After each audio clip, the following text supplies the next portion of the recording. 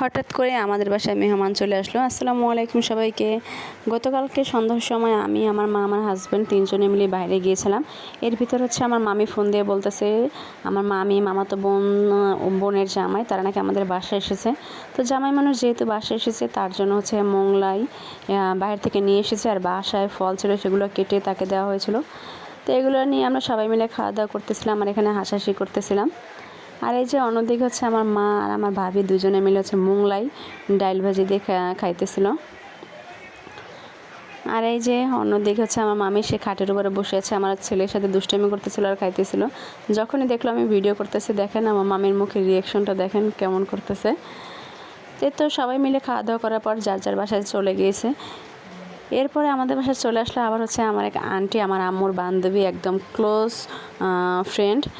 এরপরে তার সাথে মিলে আবার হচ্ছে চা খেলাম। চা আমি অল্প একটু খেয়েছি, কারণ চা আমার অত বেশি পছন্দ না।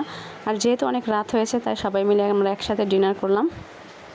তো যাই হোক, আজকের ভিডিওটা ছিল এই পর্যন্তই।